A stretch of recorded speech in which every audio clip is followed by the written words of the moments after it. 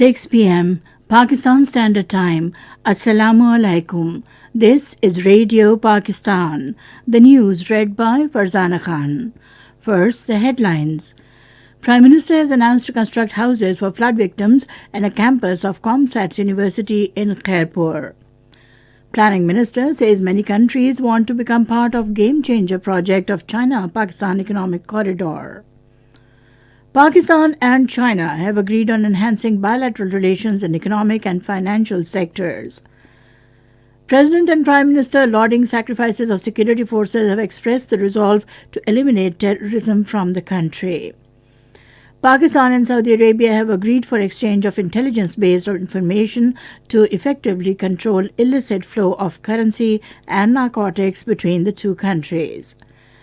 The United Nations General Assembly has adopted Pakistan-sponsored resolution on universal realization of the right of the people to self-determination. And now the news in detail.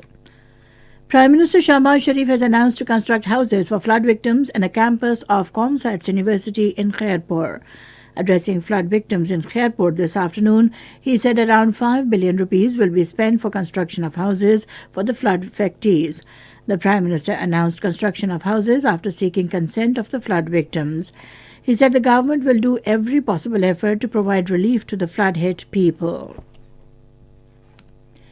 Prime Minister Shahbaz Sharif has said that coalition government is diversifying energy mix by pivoting to renewables, which are key to energy security. In a tweet today, he said the idea is to gradually but surely increase our dependence on indigenous resources. This will provide relief to common man and save precious foreign exchange. The Prime Minister said the Federal Cabinet has given serious consideration to an energy conservation plan to be approved after taking provinces on board. He said extraordinary times call for extraordinary measures. He added that its effective implementation will save precious resources and help redress energy crisis.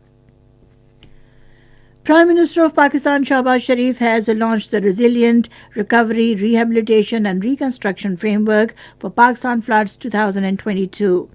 Planning Minister Ehsan Iqbal called on the Prime Minister and presented him a copy of 4RF report. He apprised Shahbaz Sharif that 4RF document is the action plan for rehabilitation and reconstruction of the damages caused by the recent climate-induced floods. The Prime Minister was briefed that the document is based on the loss and damage estimated in the post-disaster needs assessment report, which was launched in late October this year. Ehsan Iqbal informed that the 4RF document contained short, medium and long-term climate resilient strategy. Minister for Planning and Development Ehsan Iqbal says many countries want to become part of Game Changer project of China-Pakistan Economic Corridor.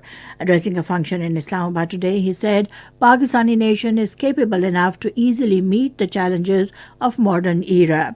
Ehsan Iqbal said the PMLN government during its tenure added 11,000 megawatt of electricity to the national grid. The minister said youth are the best asset of the nation, but the need to understand the ground realities. Chinese Ambassador Non Rong called on Finance Minister Ishaq Dar in Islamabad today. They discussed enhancing bilateral relations in economic and financial sectors between the two countries. This is Radio Pakistan giving you the news.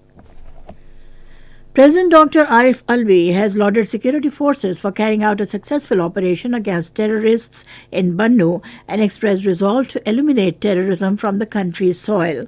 In a statement, he termed the success a result of the professionalism of the security forces and their unwavering commitment against terrorism. He said the entire nation stands with its brave security forces on operations against terrorists. President Alvi paid tribute to the officials of the armed forces who were martyred during the operation. He prayed for the speedy recovery of the injured. Prime Minister Shahbaz Sharif has said resurgence in terrorism poses a renewed threat to country's national security, but our valiant security forces are fully capable of dealing with this threat. In a tweet today, he paid rich tributes to brave sons of soil who took part in Bannu operation. He prayed Allah Almighty to accept the sacrifices of our martyrs. Foreign Minister Bilawal Bhutto Zardari met with the United States Agency for International Development Administrator Samantha Power in Washington. The Foreign Minister thanked Samantha Power in galvanizing support for flood-affected people in Pakistan. He also appreciated the United Nations Secretary General's humanitarian assistance of $97 million. During the meeting, the two sides discussed long-term cooperation for rehabilitation and reconstruction of the flood-affected people in Pakistan. Pakistan has urged Afghan authorities to revisit the decision to suspend university and higher education for female students in Afghanistan. The Foreign Office in a statement today said Pakistan is disappointed to learn about the suspension of university and higher education for female students in Afghanistan. It said Pakistan's position on this issue has been clear and consistent. We strongly believe that every man and woman has the inherent right to education in accordance with the injunctions of Islam. Pakistan and Saudi Arabia have agreed for exchange of intelligence-based information to effectively control illicit flow of currency and narcotics between the two countries. This understanding was reached during a meeting of a delegation of Saudi Arabia led by Director General Narcotics Control Major General Mohammed bin Saeed Al Qarni, who called on Director General Customs Intelligence Faiz Ahmed Jadar at Customs headquarters in Islamabad. Various issues of mutual interest, including matters pertaining to combating illicit trafficking in narcotic drugs, psychotropic substances, and chemical precursors between the Saudi Arabia and Pakistan, came under discussion. The United Nations General Assembly has adopted Pakistan-sponsored resolution on universal realization of the right of the people to self-determination. According to Foreign Office, 72 countries from across the world co-sponsored this important resolution, which was adopted by consensus.